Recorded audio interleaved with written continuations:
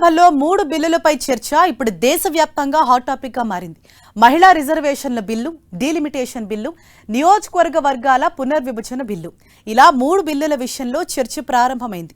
Voting లో ఇప్పుడు parliament లో ఎవరి బలాబలాలెంత అన్నది ఆసక్తికరమైన చర్చ జరుగుతోంది. దీనిపై మా colleague Sunil full details present చేస్తారు.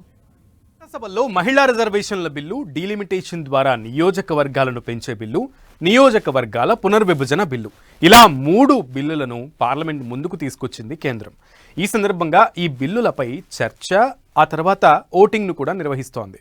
దీంతో ఇప్పుడు పార్లమెంట్లో ఎవరి బలాలు ఎంత అన్నటువంటి ఒక ఆసక్తికరమైన చర్చ జరుగుతోంది.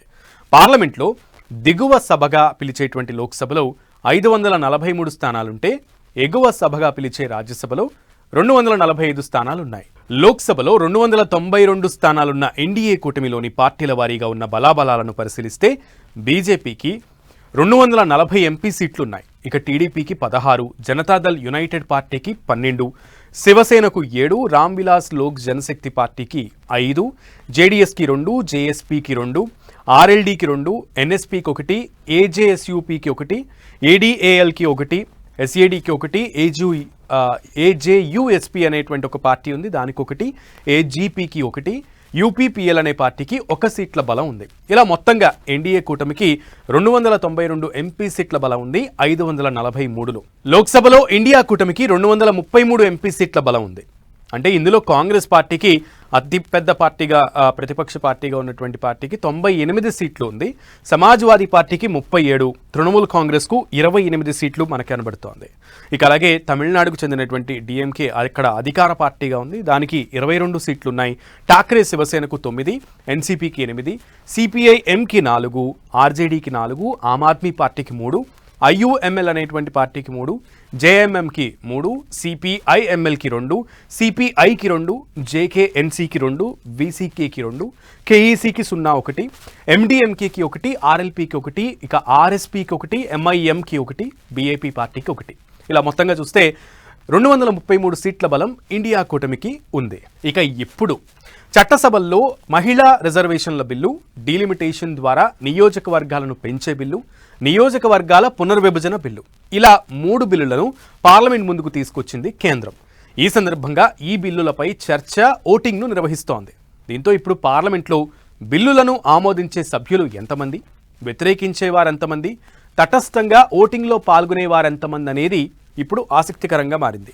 ఎన్డీఏకి 292, as a said earlier, India కూటమికి 233 సభ్యుల బలం ఉంది. ఇతరులు 15 మంది ఉన్నారు. సో పార్లమెంట్లో సాధారణ మెజారిటీ 50% కంటే పైన ఉండాలి.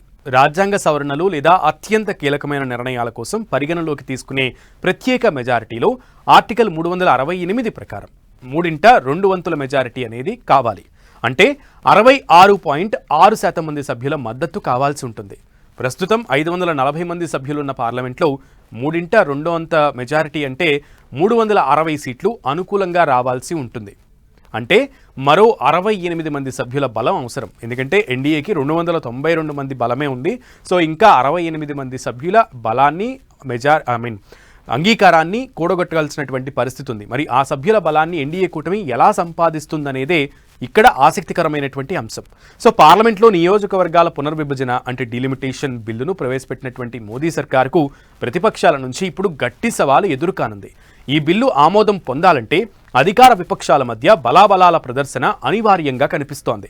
ముఖ్యంగా రాజ్యసభలో ప్రభుత్వానికి ఉన్న సంఖ్యాబలం, మిత్రపక్షాల మద్దతు ఇప్పుడు చాలా కీలకంగా మారాయి. జనాభాను ప్రాతిపదికగా తీసుకుని నియోజకవర్గాల పునర్విభజన చేపడితే జనాభా నియంత్రణను సమర్థవంతంగా అమలు చేసినటువంటి దక్షిణాది రాష్ట్రాలు నష్టపోతాయని ఇండియా కూటమి సహా విపక్షాలు ఆందోళన వ్యక్తం చేస్తున్నాయి.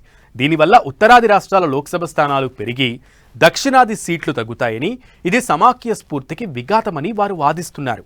అయితే దేశవ్యాప్తంగా ఓటర్ల సంఖ్య గణనీయంగా పెరిగినందున ప్రజలకు మెరుగైన ప్రాతినిధ్యం కల్పించాలంటే లోక్సభ స్థానాల సంఖ్యను పెంచడం తప్పనిసరి అని అటు కేంద్ర ప్రభుత్వం చెబుతోంది.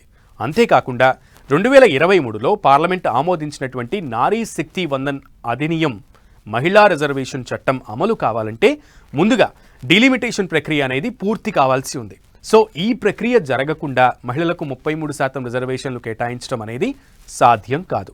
సో ఈ నేపథ్యంలో పార్లమెంటు ప్రత్యేక సమావేశాలు వాడివేడిగా జరగడం ఖాయంగా కనిపిస్తోంది. ఈ బిల్లును అడ్డుకునేందుకు విపక్షాలు వ్యూహాలు రచిస్తుండగా ఎలాగైనా ఆమోదింపచేసుకోవాలని అధికార పార్టీ ఎన్డీఏ కూటమి ప్రభుత్వం పట్టుదలగా ఉంది.